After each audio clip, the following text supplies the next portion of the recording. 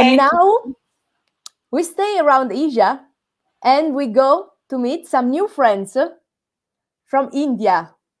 And I want to welcome on stage my amazing fellows, Anusha and Elizabeth, that are two of our dearest students, former students of the Food Innovation Program.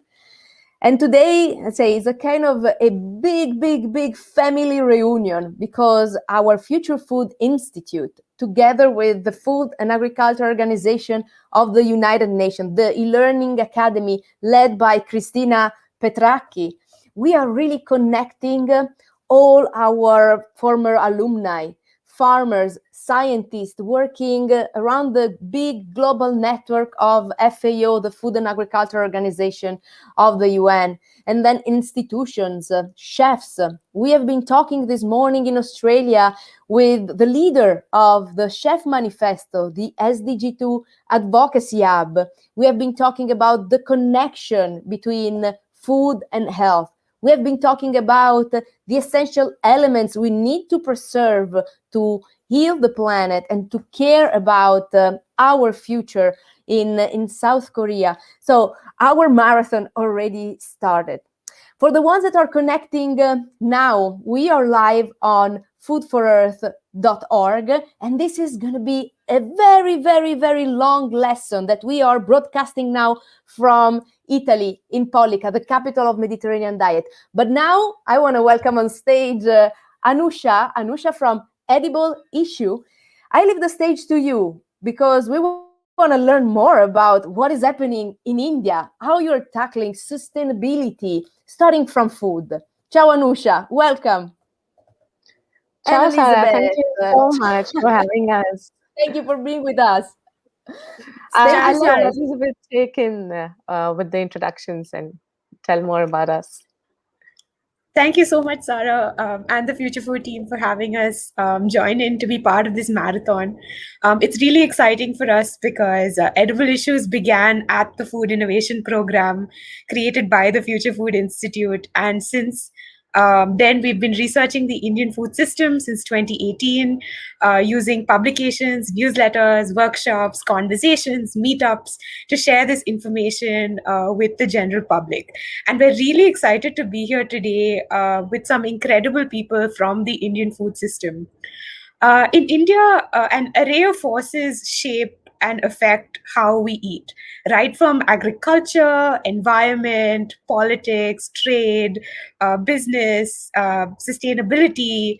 But culture is an equally integral part of it. And given our vast and varied history, culture has predominantly been the way in which we pass along important lessons in sustainability, nutrition, knowledge about resources. And although culture is celebrated, when we talk about food systems, we find that it's often overlooked. And as a collective that's focused on bringing to light looking at the Indian food system holistically, we're really excited to be talking about this topic with such an esteemed panel. So we have Anisha Umen and Aisha Tanya, the founders of the Goya Journal, which is a media company that explores and celebrates the complex relationships we share with food. They collaborate with creatives in different spaces and document stories of who we are, where we come from, and where we're going, all through the lens of food and cuisine. We also have Param Singh, the founder and CEO at Moo Farm. He leads a young, dynamic group of individuals from diverse backgrounds, but with one mutual goal, so to empower dairy farmers. Thank you, Param, for being here today. So through Moo Farm, Param tries to build connected commerce to uplift India's 100 million dairy farmers out of poverty and ensure nutritious milk for over 1 billion people. And we also have Sheetal Patil, who is a researcher at Azim Premji University in Bangalore. And Sheetal's research has been in the areas of sustainability of smallholder agriculture in rural and peri-urban areas, with a specific focus on the interlinkages between agroecology and social well-being.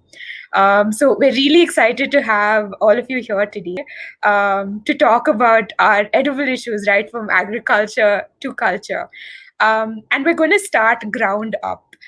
So I invite Sheetal to set the context for us of how agriculture and culture for India's farmers, urban, rural, and tribal, have kind of changed, especially over the last year, looking at influences, enablers, and barriers. So over to you, Sheetal. Thank you so much, Anusha, and thanks for inviting me on this panel. I'm looking forward to a very exciting discussion for the next 1 hour. What I'm going to do is take you through some of the slides and glimpses from the field, and also talk about how agriculture is seen in India through cultural lens. I'm going to share my screen, so give me a moment.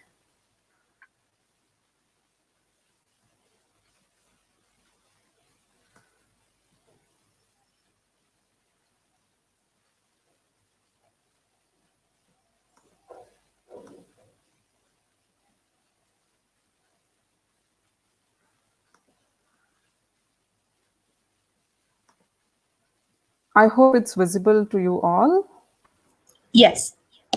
Okay, thanks. So, what we are trying to do today is looking at agriculture in a different kind of a lens. So, to start with, what I would say is that start with the quote by a famous Gandhi's quote about what he said about to forget how to dig the earth and tend the soil is to forget ourselves. What it really indicates, it indicates that agriculture and its allied systems are embodiment of deep culture on this earth. Embeddedness of culture in agriculture brings not only itself closer to humans, but it ties many humans closer to each other. Food consumption is one of the major cultural dimension of agriculture, right? Apart from food, we also have income and employment, which it is very important for about 60% of people on this planet. Combining crop and livestock production, agriculture blends social and environmental systems very complexly intricate. It's perfect mix of both science and art, right? However, in the past several centuries, the evolution in agriculture has been marked with very complex and dynamic kind of a pace between many domains of economic, political, environmental, and social domains, right? So to just look at in the past and how the agriculture has been in our language. So it has come from the Latin word, two words, ager and culture. Agar is a field or a piece of land, and culture is meaning cultivation or to tend to. So different it's agriculture is a very different from any other profession or livelihood. I have not seen any of the profession which has culture in its name.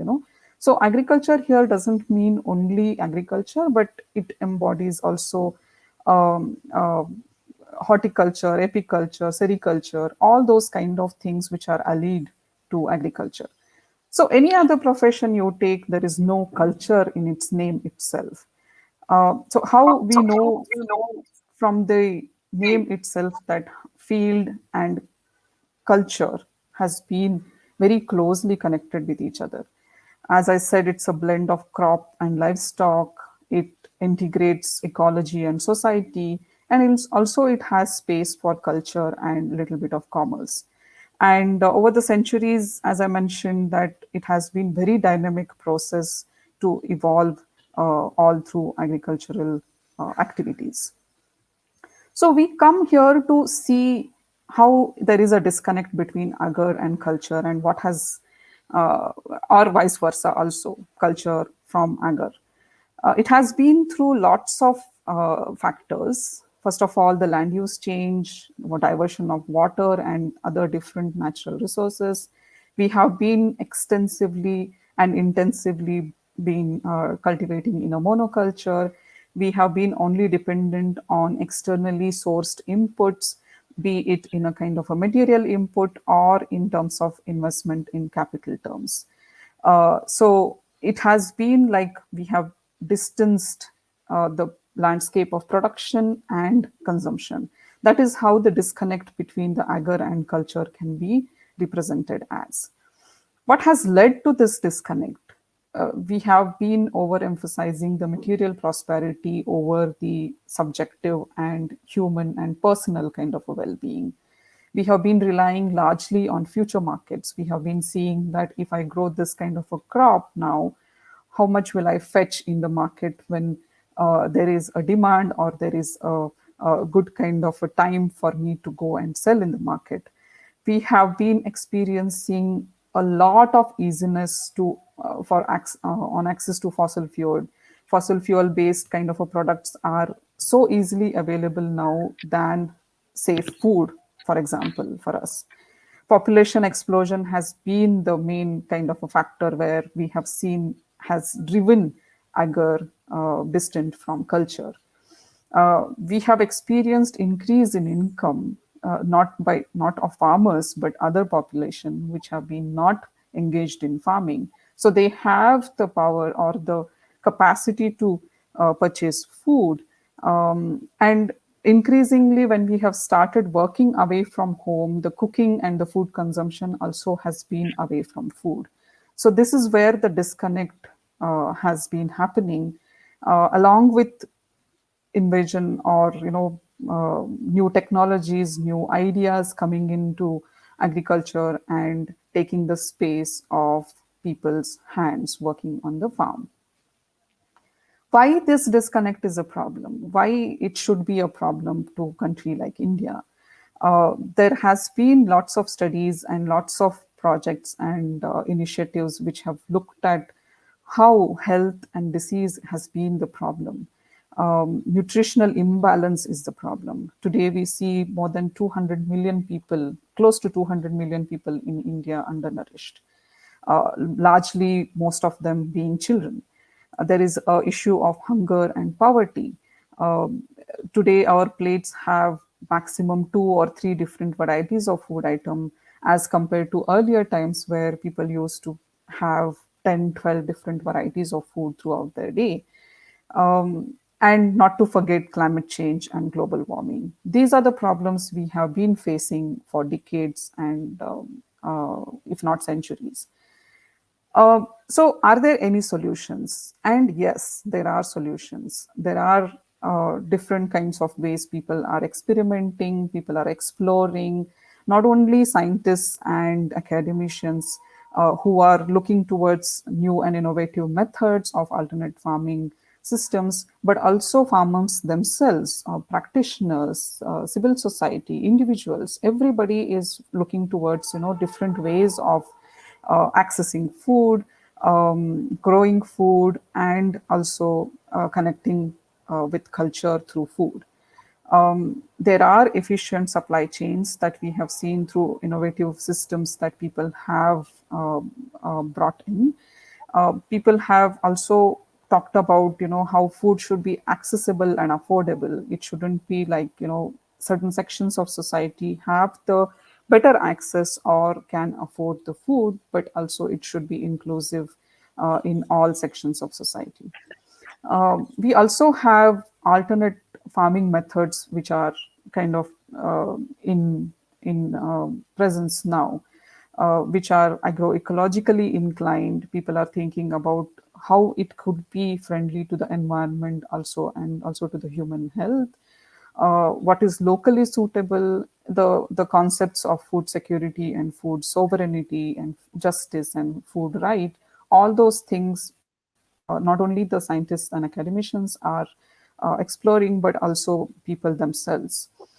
People are also talking about whether it is safe and whether it is, giving us required amount of nutrition, which is recommended by different authorities. Also, whether it is economically viable, whether it ensures circularity. So all these aspects are coming into different facets of agriculture and food systems. And going forward, last year we have seen how people have embraced all these kind of things into their practices and lifestyles. 2020 has showed us the way. 2020 has showed us how innovatively we can transform food systems and agricultural systems. People have started thinking about how it could lead to sustainability, how could make us more resilient in the times of crisis like what we experienced in the last year due to pandemic.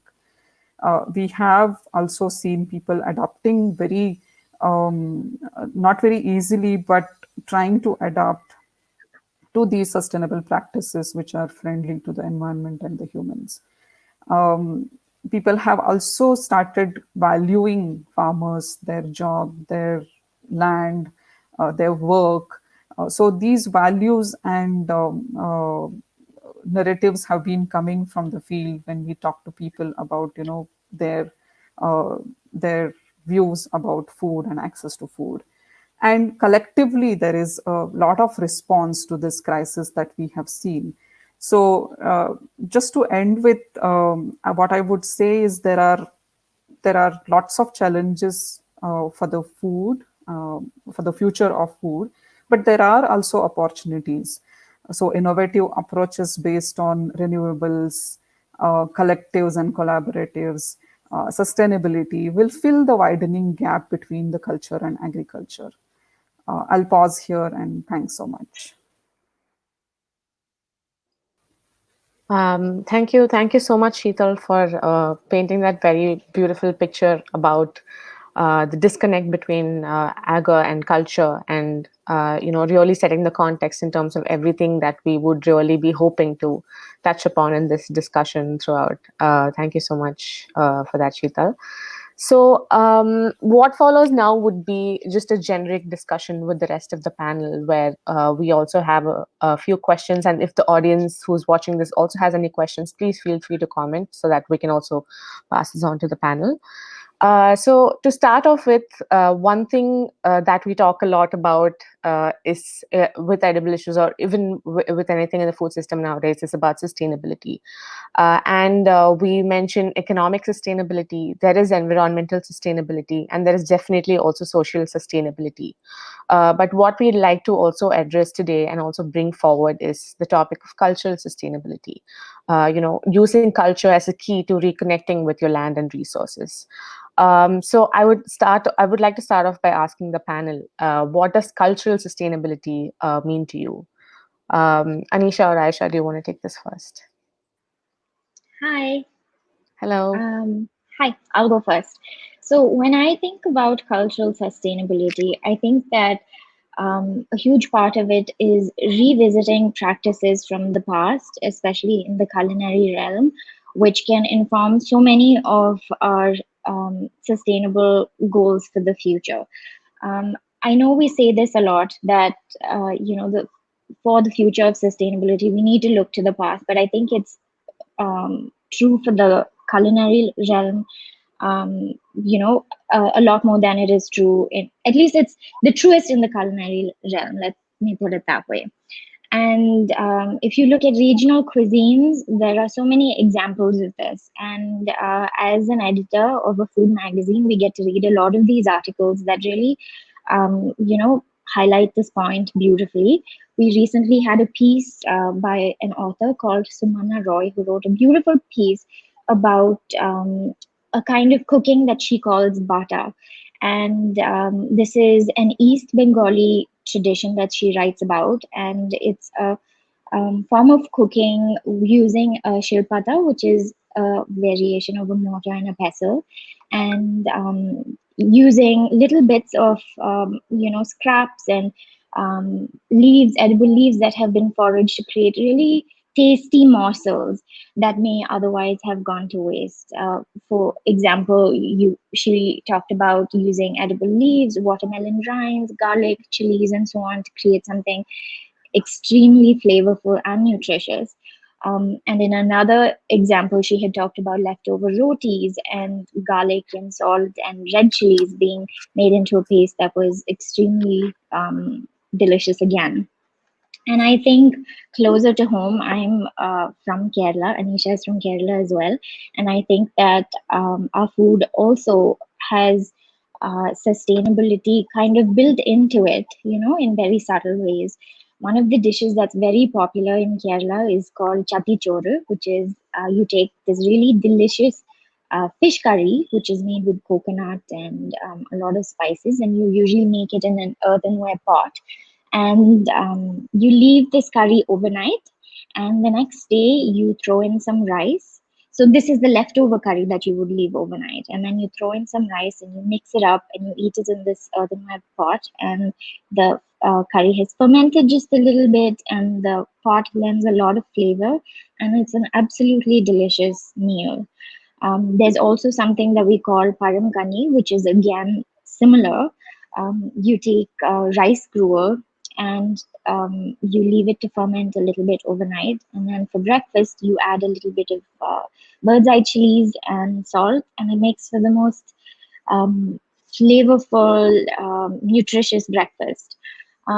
So yeah, I think that our food system, our culinary systems already have a lot of sustainability that is built into it, and we just have to look at it a little more closely, see how we can apply these in newer and wider ways.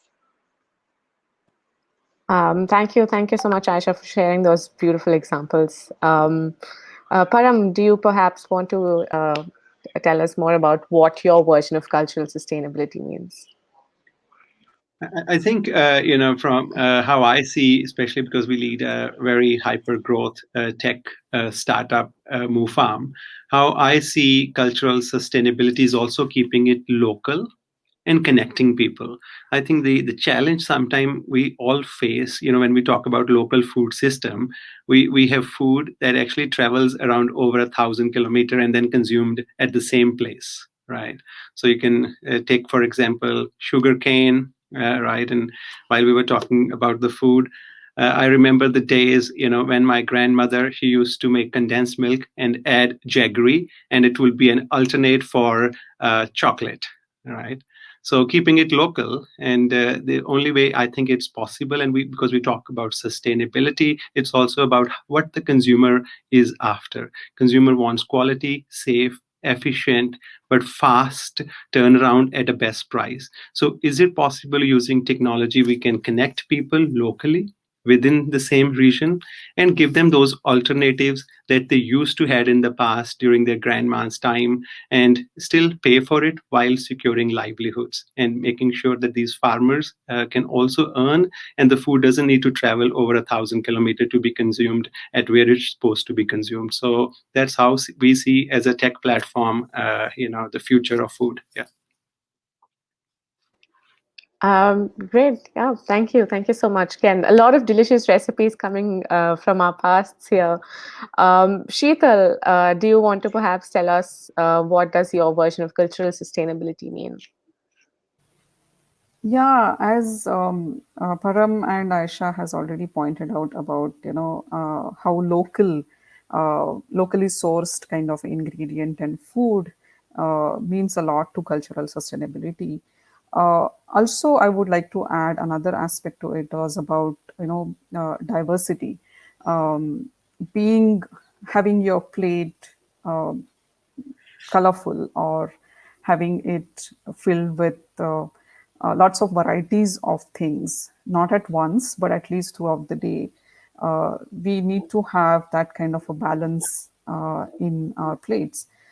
That is one thing. And the second thing was about how do you there should not be any kind of a aversion towards certain kind of a food.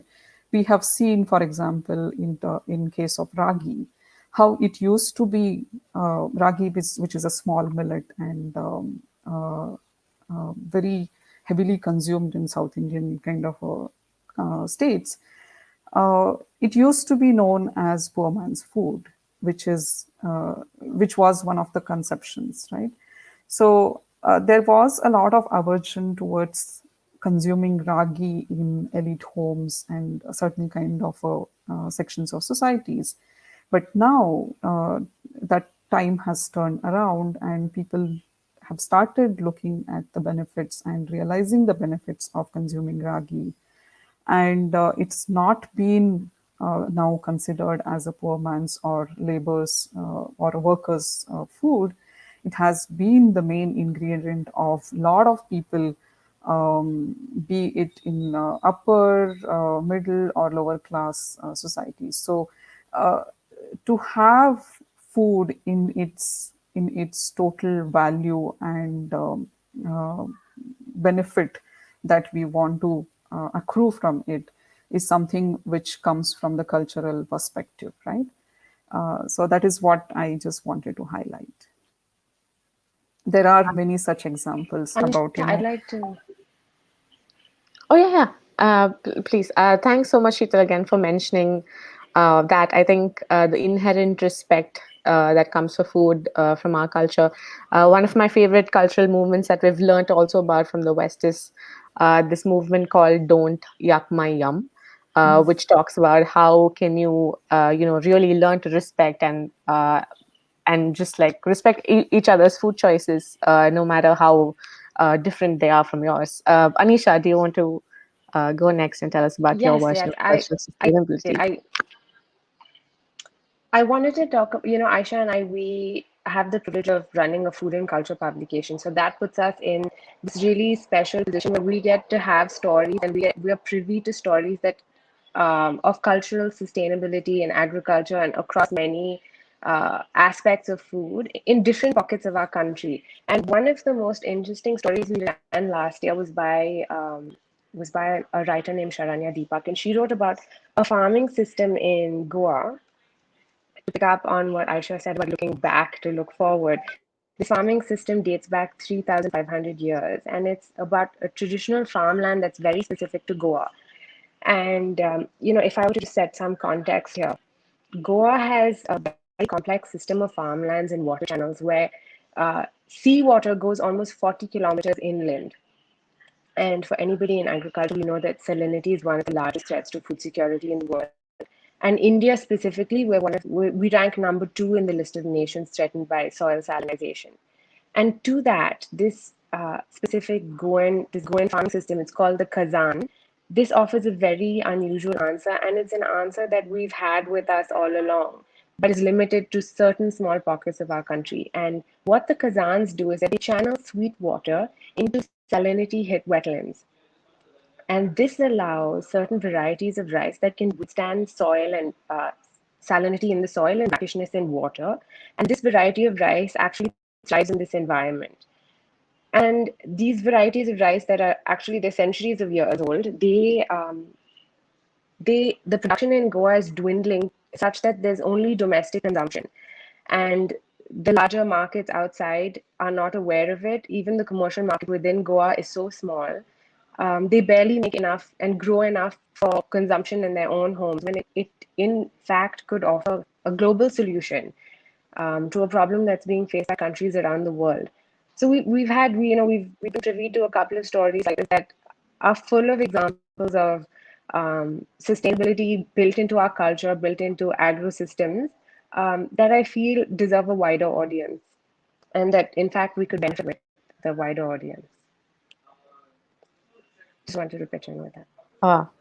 Thank you. Thanks, Anisha, for that. I think Goa has run some very interesting stories, especially about the Indian food culture from different nooks and corners of the country. Next question also to you is to you in the sense of with the pandemic, we all, of course, had a lot of time to slow down and reflect. And it also made us reconnect, especially with our culture, in a to a different level. So how did you how did you see that, either on a personal level or as a reflection of the stories that came to you, especially from a lens of sustainability? How did that look? I think it made us Well, think a lot more about what was on our plates. Sorry, Aisha, go ahead. go ahead. No, go ahead. Go ahead. So I think one of the things that was true for us is, we have the privilege of being protected from many of the harsher realities of what the pandemic meant to people on the ground. And that meant that we could be at home indoors, we were safe with our families, we couldn't go out. So it meant that a lot of our conversations and a lot of our thoughts went inward. And personally, for me, it meant a lot of time talking to my mom about what she would eat and what she would cook. And it's and so much of that showed me what sustainability meant, because in Kerala the banana plant is just ubiquitous. We eat every single part of the banana tree, but when we cook in cities in Bombay where I live, we use maybe just the most convenient parts. But now I had the time to learn how to cook with banana flour or with banana stem, and we would do things with rice and different varieties of rice that are far more painstaking, far more labor intensive, to make dishes that we would otherwise not have time, or even just I would not even know about them, to be honest. So in that sense, it was a year I cooked a lot. It was a year I learned a lot more about my culture, about the traditional foods and the traditional ways of cooking. Um, and it forced us to sort of look at, because we were at home and just eating all the time. So it forced us to switch our diets over to eating maybe more red rice and varieties of rice that were more nutritious, that would fill us up for longer. And I think it gave us time to actually feel the impact of these foods on our systems. So in that way, it was a very personal year for inhabiting the meaning of what sustainable and what culture means for us. I'm glad that Anisha ate a lot of red rice because all I remember is eating a lot of banana bread. um, but for us, one of the things that we started doing a lot of, especially as the lockdown began, was reaching out to our audience through social media. And initially, we wanted to be a go-to platform if people, didn't know what to cook, because a lot of people were stuck at home, for the first time in a very long time. Maybe, with not as much experience in the kitchen. So we started running these interactive sessions where we would say, send us, tell us what's in your fridge and we'll tell you what to make, and we'll point you to recipes and so on. And that was great. It was a great way to kind of, like, in a small way, at least ease the panic as people realized that they had to fend for themselves in those initial weeks. But as the weeks progressed, what we started seeing was that people really wanted to cook the food that they grew up eating. They, like Anisha said, people were looking inwards. People were, looking for comfort, and one of the places they found that is in the foods of their childhood. So we saw a surge of interest in regional recipes that kind of would have fallen out of favor otherwise being picked up. And I found that in my own life, like I was suddenly remembering dishes from my childhood that I hadn't thought of in a really long time. And that was something that was very interesting. And yeah, and I'm hoping that interest kind of sustains itself, because we do need more people cooking regional food. We do need people holding on to those recipes that may be a little bit more labor intensive, a little more time consuming, but they're important parts of our culinary heritage.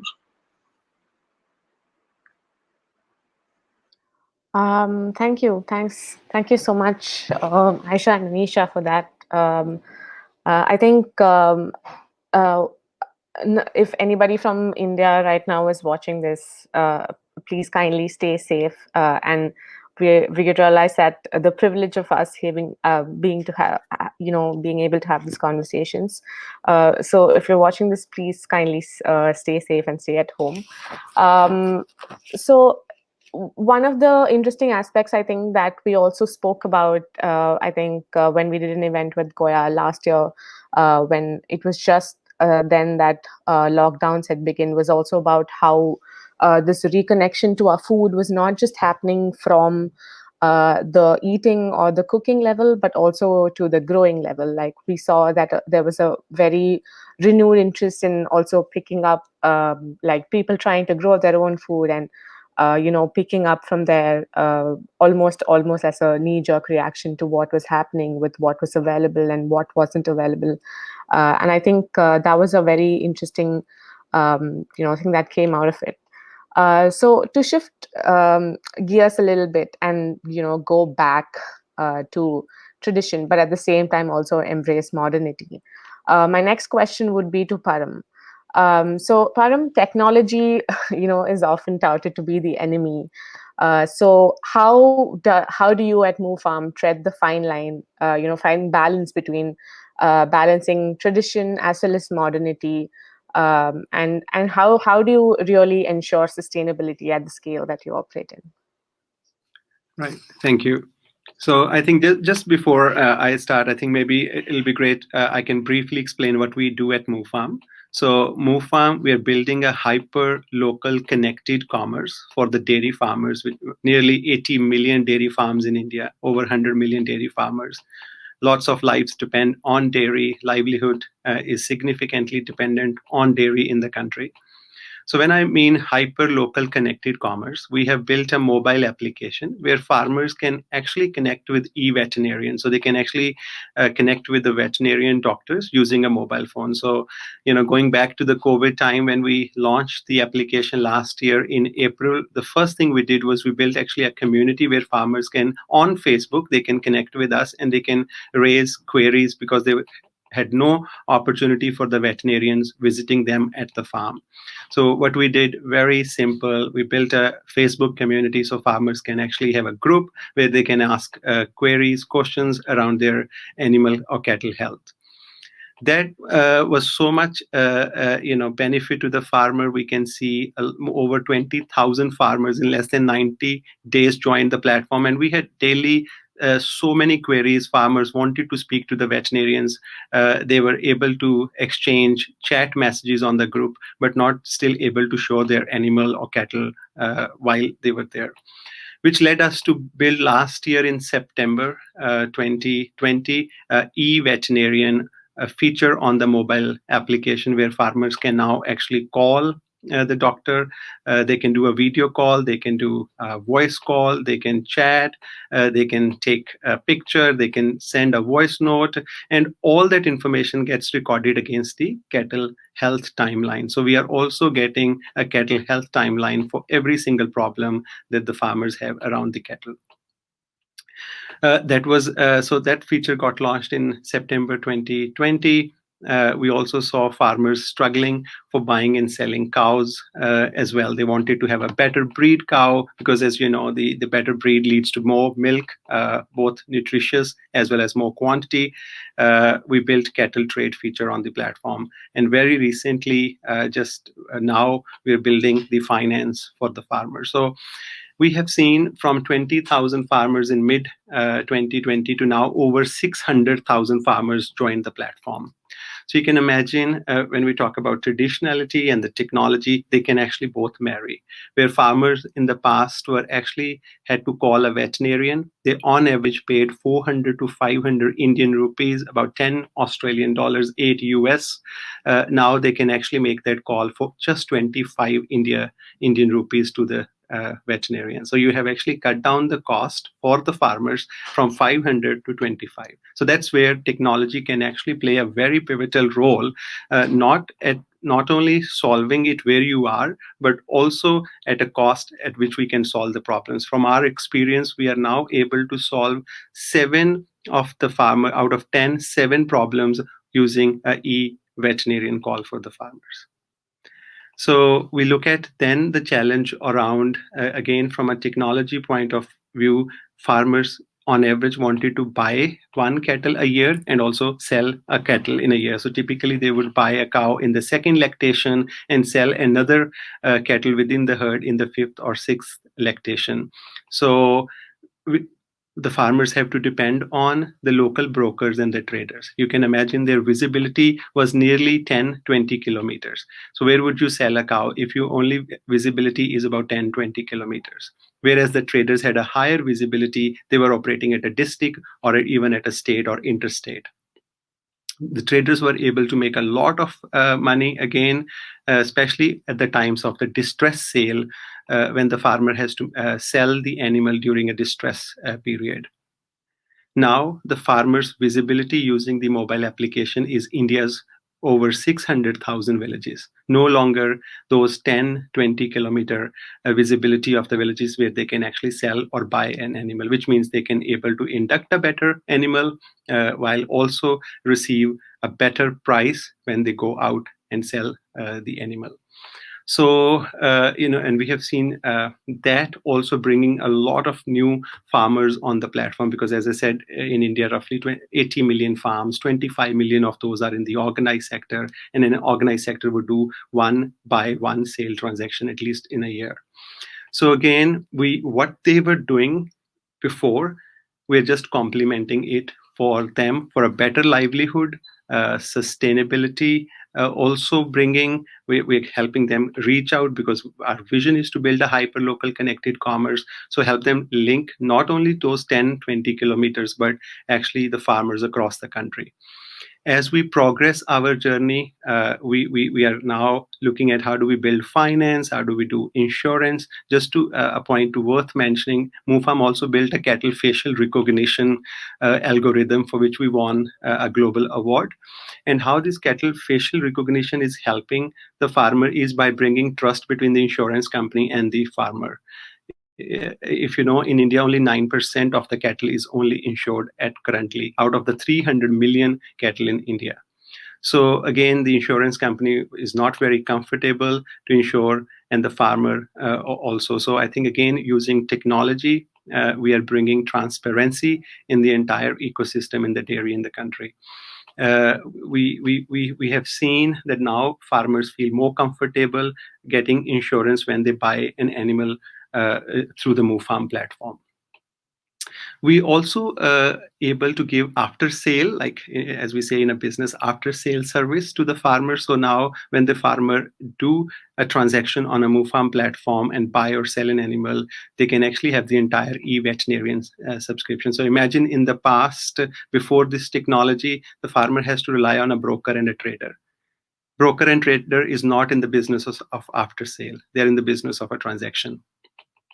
So now these farmers who are actually inducting an animal for over 1,000 USD, they have this assurance from the MoveFarm platform that they can actually call the veterinarian or nutritional expert as and when they need. Many and of the farmers who have done a transaction with MoveFarm reported significant increase after inducting the animal. Historically, before they would induct an animal and always not able to get the same yield that was actually promised by the trader and the broker. So each point that I just mentioned, and I'm sure as we move into insurance and scale insurance, scale finance for the farmers when they induct an animal, provide them better health supplements as well as feed, and eventually in the long term, like I mentioned, connecting the farmer and the consumer. Every piece in the puzzle is actually more money in the hand of the farmer. And I think that's the role a good technology should play. And I think when you mentioned technology has been seen as an enemy, I'm sure in certain sectors you may have that experience. But I think what the smartphone technology adoption, especially in India, what we have seen is bringing a lot of benefit in the hand of the farmer. Of course, we do have a challenge. While all these good things that I said, we still continue to see women not participating in the entire digital economy, in the dairy economy. So we are making very conscious efforts to have more women participating in the dairy digital economy. But that's still early days. And of course, we just recently announced a project called Project Dawn, Dairy, Agriculture, Women, and Nutrition. So but that's still early days, and I'm sure we need help, support, collaboration to ensure that more women in the Indian dairy ecosystem can actually participate. Just to give you some numbers, in India, anywhere between 70 to 92% of the livestock work is done by women. So if we're talking about 80 million farms, you can imagine over 70% of those, the livestock work is done by the women. So I think it's critical, it's important that technology can also be leveraged for own benefit by women. Another stat, I think livestock ownership is, again, women own less than 5% of the large animal in the country. I'm not talking goats, I'm talking cattle. So if they own less than 5%, imagine if organizations, especially technology companies, can somehow incentivize women to own a cow. So these are the things that what we are very passionate at MoveFarm, and we're building our technology platform to support livelihoods at the grassroots. Thank you. Thank you so much, Param, especially for also bringing in, the concept of stats around women in dairy. I think that feeds in really well into my next question, which is towards Sheetal. Both either in agriculture or culture, the majority of work is done by women, but, like either um, be it how the pandemic didn't affect all of us in the same way, in the sense that it was a lot more of load on women, either with respect to household work, or even with respect to, say, women being on the front line and leading um, agriculture, or even the protests, farmer protests in India. So how do you see gender playing a role in, being custodians of culture and agriculture? Do you have based on your research and your work, would you like to share something around that? Yeah, yeah, it's such an integral part, right? Like as Param also mentioned about how livestock tending is mostly done by women. Not only that, but most of the work on the farm, if we just break down into three different kind of categories of work. One is the land preparation. Second is just nurturing the plant or whatever the crop, and the third one is when the harvest is done. This is what operation happens on the farm, right? So in that sense, there are lots of studies in India and elsewhere also to see that what percentage of these work is done by women from the farming households. And it's not a surprise that whether we like it or not, we talk our society as a patriarchal society, but most of the work and burden is on women, be it for work, be on the farm, be it to take care of elders, be it take care of children, be it to feed nutritious and wholesome kind of a food to a family. Everything is on women's shoulder, right? So they are kind of in a very strategic position where they know about what happens on farm and what happens on the in the family side, like what really gets consumed or what really uh, gets beneficial to the family. So they are at the very crucial position in the agricultural system and also at the food system.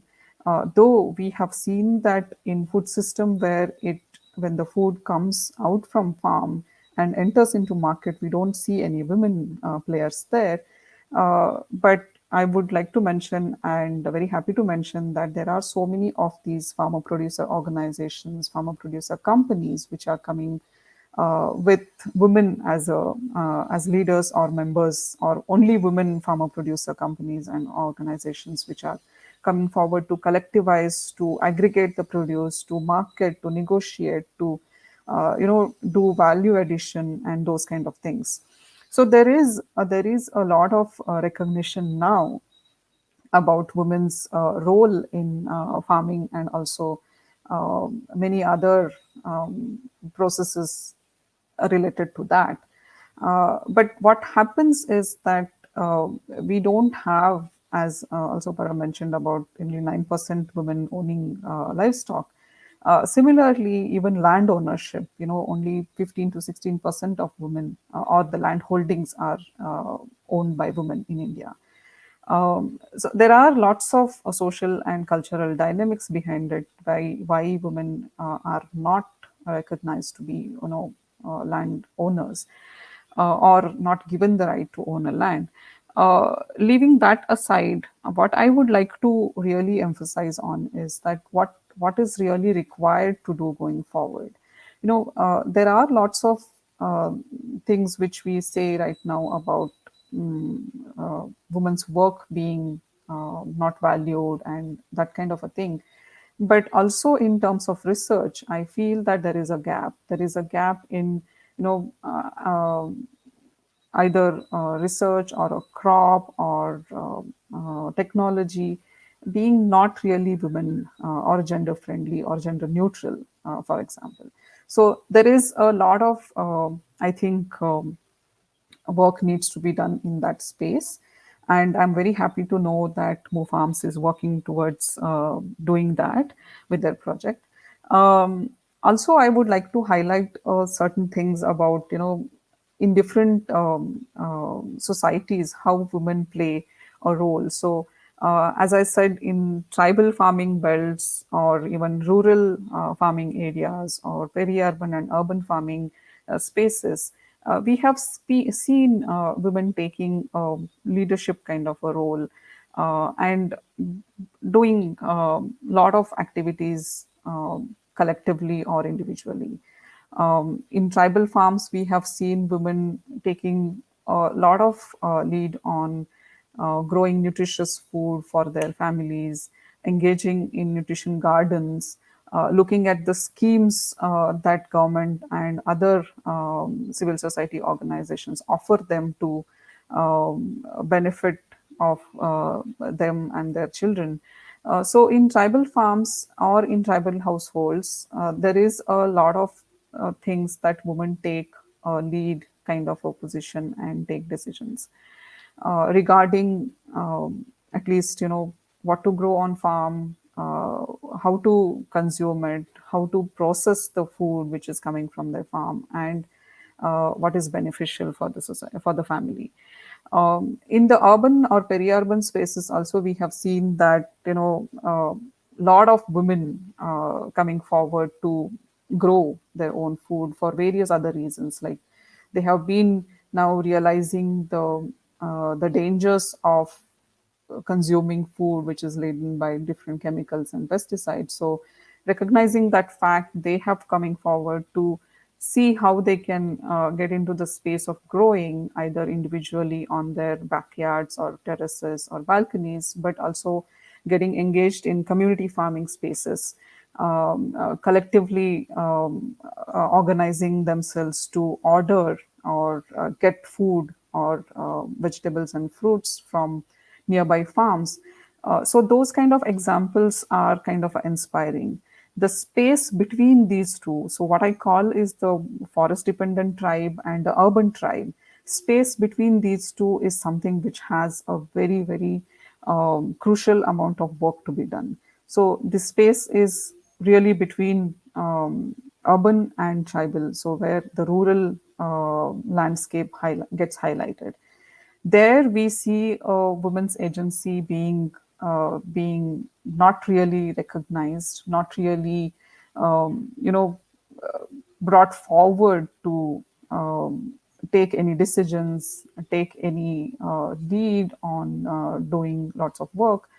But there is a lot of still happening. So people are trying to research about the time spent by women on farm, those kind of things. But a lot of things to be done in terms of their knowledge and skill, recognizing it in terms of how they could contribute to um, turn the agriculture space into sustainably inclined kind of a uh, lifestyle space, not really use the farm and farmlands for growing food for market, but also do it for in an environmental friendly way.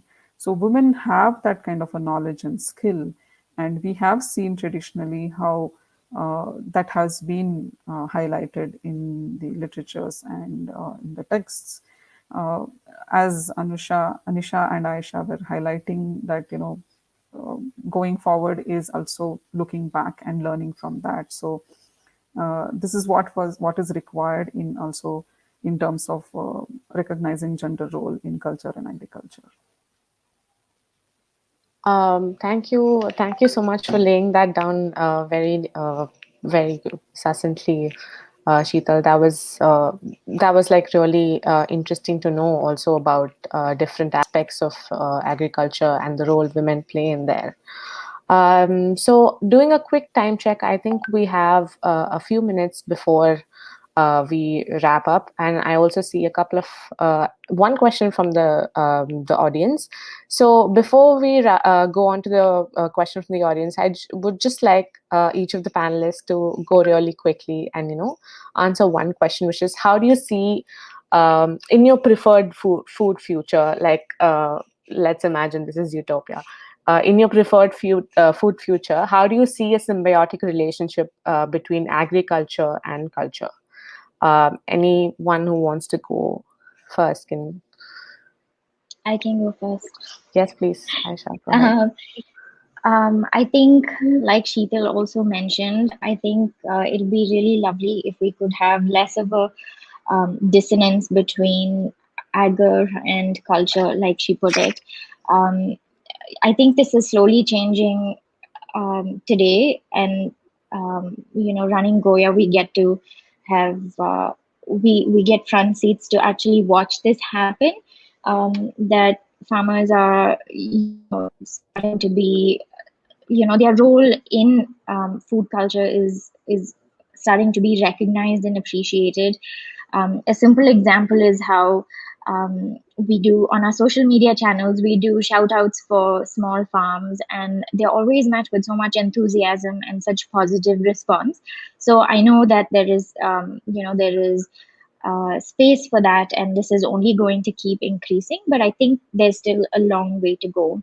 And I think that a lot of restaurants are also helping by for example, Manu Chandra in his restaurants, especially Toast and Tonic, he likes to mention when he sources a particular ingredient from a farm, he will make sure that the provenance of the ingredient is right there on the menu, so that you understand the value of what you're eating and where it's coming from and appreciate it. That a dish is not just the chef in the kitchen cooking something with his skills. It starts further back from it being grown and all of that. So that's something I would like to see more of, that gap being closed, basically. Yeah. Thanks. Anisha, would you like to go next?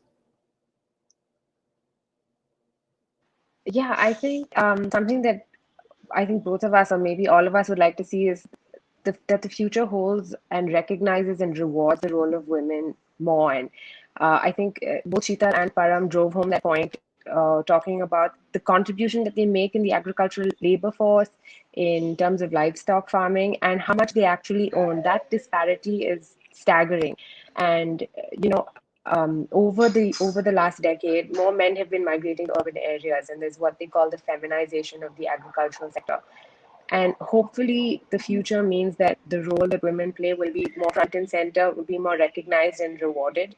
And because so much of what women do traditionally, and we've seen this right from rural Andhra Pradesh to Uttarakhand, women are the seed keepers, and being a seed keeper means that you own food sovereignty, because they're the ones who are saving the seeds from the best of their crop, pest resistant heirloom varieties. They know how to preserve them, the right way to intercrop, and this kind of knowledge is invaluable. And if women are not if we're not passing the mic to women, we will lose that information.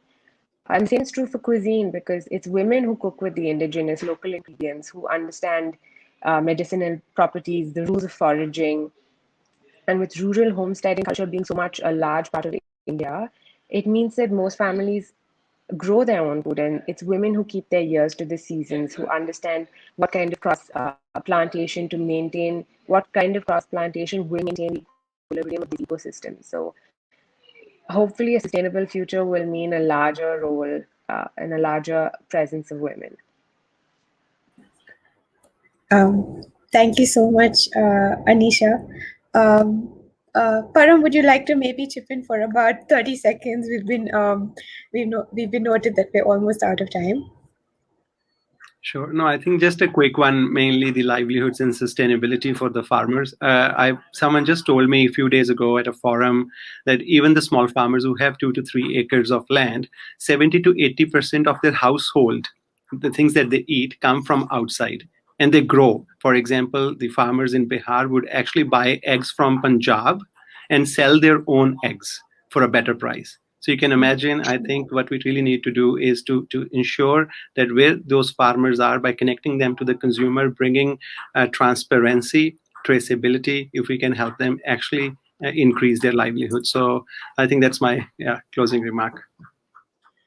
Thank you very much, Param. And on that note, I thank you all for being here this morning to share with us so many different amazing insights on just looking at the Indian foodscape, right from agriculture to culture. We've heard amazing stories from delicious meals where culinary ingenuity, frugality, and traditions have been these great drivers of sustainability, and amazing examples from the ground integrating technology and tradition. And as Sheetal shared with us, so many great examples from smallholder farmers that I think all emphasize this rich culinary heritage that we have and this deep connection with the land and landscape, whether it's the role of farmers, the connection between rural and peri-urban areas.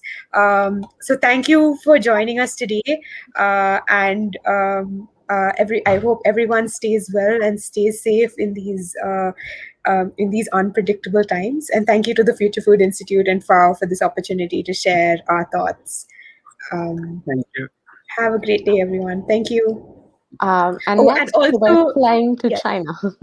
Yes, and our next destination is China. So do stay tuned. Thank you very much.